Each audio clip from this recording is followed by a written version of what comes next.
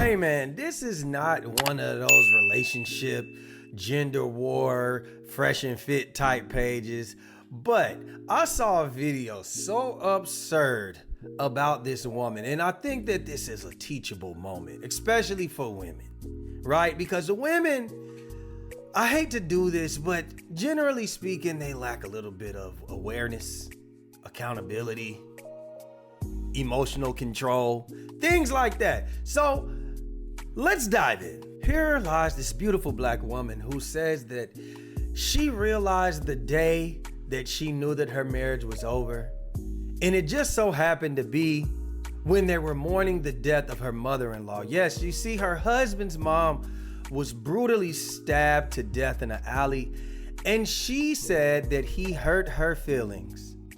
Story time on how I knew that my marriage was over for sure. All right, so 7 years ago, my husband's mother was murdered. Unfortunately, she met a guy in the alley and he stabbed her to death. Rest in peace, Ma. We love you so much and we miss you so much. But on March 28th of 2025, that's the day that she had died 7 years ago, we had a memorial. And I made these cute little fans, but me and my husband were kind of like, you know, on the outs. So I didn't really do too much as far as like planning or anything. He just set it up with all his family and friends to meet at the location where she was murdered. And I made I got some popsicle sticks and got her face, a picture of her face, like cardboard cutout. They sell it on Amazon, but I just glued it onto the popsicle stick and it was like a little fan. So that's all I did. All right, so this already isn't sitting right with me. This is the 7th year anniversary of the day that your husband's mother, your mother-in-law that you said that you love, was brutally murdered in an alley. No, she didn't die of diabetes. No, she didn't die from a heart attack. She was brutally murdered. Your husband is going through it. You mean to tell me, because you're saying that this is the particular day that you knew that your marriage was over, but to me, it sounds like you were already 1.5 feet out the door, right? So you half-ass did a job. You just glued her face on some popsicle sticks as a fan. As the wife, you couldn't put your differences aside for one day and help cook the food or, you know, what other duties. You basically said, nah, I'm gonna let the family do that. I'm just gonna make some little cheap ass popsicle stick fans. That's it. Usually, if we was on the good, we would have been knowing what restaurant we was going to, but anyway, I'm getting off topic. So we all meet up at the spot. My husband is still a little distant. People notice that me and him are not really how we usually are, but we're not there for that, so it doesn't matter. My cousin comes, his family comes, we're all together. We have the kids with us and everything. Probably about 20 people show up. And we eventually all walk into the alley and everybody says something in memory of her. I read a gospel song, Be Encouraged, no matter what's going on. I read that. And then my husband spoke, and this is how I knew. They say, like, when you know, like when you know you're going to be with somebody, and when you know that you're not going to be with somebody, when you know, you know. So my husband proceeds to show love and thankfulness for every single person that was out there. And when I'm like the only one left, actually me and my cousin were the only ones left, he kind of looks around me and then proceeds to be like, yeah, and that's it. And then my cousin, who's highly offended because me and my husband have been together for 12 years. My cousin was actually married to my husband's cousin for 12 years. They're divorced probably like 4 years now. They've been divorced. So he's like in the family. He known my husband before I knew him. So my cousin, after my husband looks around and avoids me and my cousin goes, and so my husband goes, yeah, and cousin Cliff, thank you so much, you always there for us, da. So we're all like waiting for him to say something about me, but he doesn't. And I knew it before my cousin, before my cousin coughed. I felt it. The thing that went across my mind was, oh, this is the moment. Now I'm gonna be honest with y'all. Maybe the husband is being a little bit vindictive. Maybe he's being a little bitter. Their marriage is struggling. He's not rocking with her. She's not rocking with him. She's already 1 foot out the door. But what I will say, we gotta ask ourselves, why is he feeling vindictive? What is his issue that he has with her on this particular day? And if you ask me, she's already told on herself. She said, normally we'll be planning out the restaurant. I'll be doing this and I'll be doing that. And he's saying, hey, can we put our problems to the side for the memorial of my mother, who I'm mourning? But you didn't want to do that. You said y'all was distant. It was no support your way. You just showed up with a popsicle stick with her face on it. You didn't do things that he's accustomed of you doing. And you can't do this for this special day. So why'd you even come? Because it sounds like you're just as vindictive as him. You're saying he should have thanked you. Thanked you for what? You didn't do shit. You see, what you normally would have done, the family had to pick up the slack. So now they're doing your wifely duties.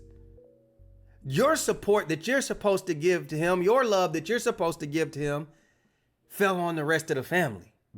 And that's probably why he looked over you and shooed you away. This is the moment that they talk about where you know. There is no way. And granted, it wasn't about me, but he went around to every single even the kids. He said something about the kids, his kids, our best friend's kids, our kids. He said something about every single person. And I'm just thinking in my head like, oh my gosh, this is the moment that they talk about. Because my husband, the husband that God has chosen for me, he'd be like, babe, come in. Yes, we here, thank you guys. Everybody know Mal, like he, and I'm not saying I needed praises or anything like that, but he went around to everybody. See, that's what we call faking the funk. Now, I can understand why your feelings was hurt, but too many times do I see people faking like they're in this lovey-dovey, wholesome relationship. And I get it. If y'all are working on y'all relationship, if y'all still plan on being together, if things are, there's still a goal to obtain in that marriage, then I can understand, we got a united front going on. Whatever we have that happens behind closed doors, I get it. But have you ever thought that maybe what you did was the last straw for him as well? Because see, you're saying, oh, well, he didn't basically pull me over here and say, we thank y'all and fake like y'all were good. It could be the last straw was like, yo, you're being selfish on a day that's not even about us. And a day that is gonna haunt me forever. And I'm struggling emotionally. I need a support system, but you're choosing to be distant. You're choosing not to help me out in this situation. I'm dependent on other people. Have you ever thought that maybe that was his last straw? Have you ever thought that maybe I need to take a step back and and be more aware of where I messed up? Too many times do we see women doing these story times, which they need to quit doing, just handing out their business. People doing story time and never being accountable for what they did, the part that they played. So Miss Ma'am, I'm sorry that this man didn't pull you over in front of the family and say, thank you to my lovely wife for making these beautiful cheap ass popsicle stick fans that don't even cool anybody off. Thank you. Thank you, wife. No, he didn't want to fake the funk. The relationship was already over. You talking about you knew it was the day. He knew that morning when he saw you gluing them damn popsicle sticks. And maybe it might not make sense to you guys, but it's that feeling where you know. So it was for me. But talking to our family members and stuff, they were all like, we thought it was very, very odd. Like, immediately we knew, like, what's going on with them two? Like, something is happening. Like, he's not going to say nothing about Mal. Like, she's been here the whole time. Like, everybody was like, his best friend and his best friend's wife, they were pissed. I didn't even have to say anything to them. They were pissed. And as we were leaving, he started to, when we got in the car, he started to argue with me. He was mad that I was upset about it. I didn't even say anything to him. I was talking to our cousin, the one that was married to my cousin. I was talking to her and she was like, what's going on, cuz? Like, why he didn't? I'm like, girl, I think this man really want to leave me.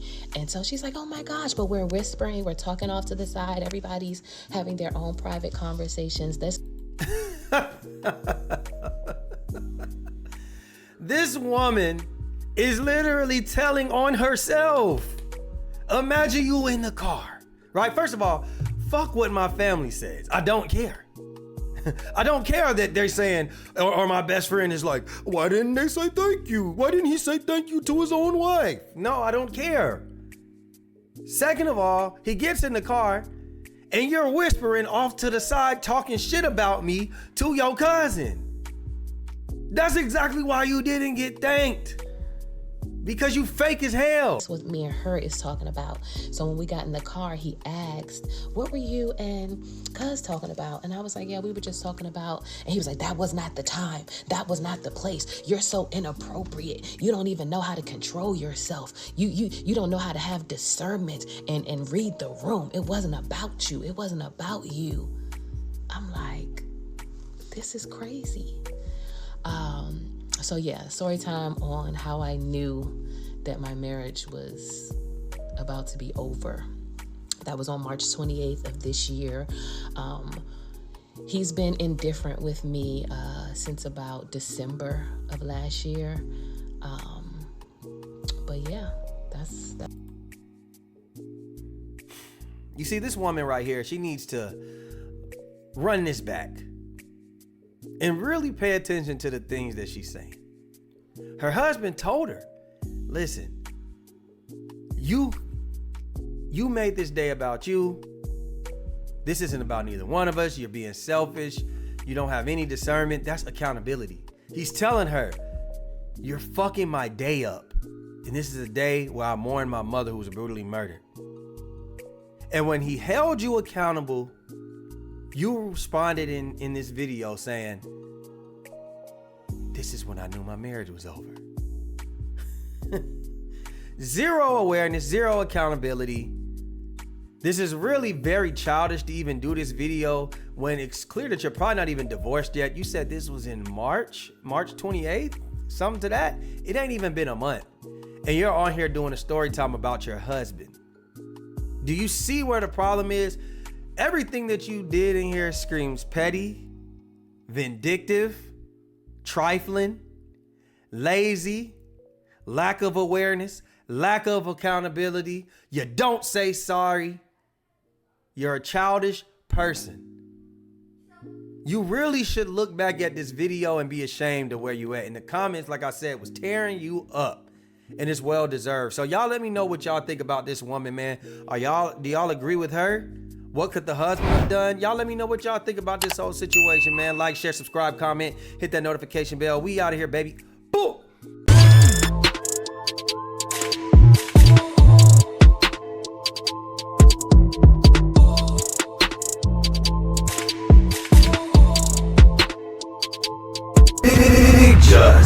BACKFIRES. It's him.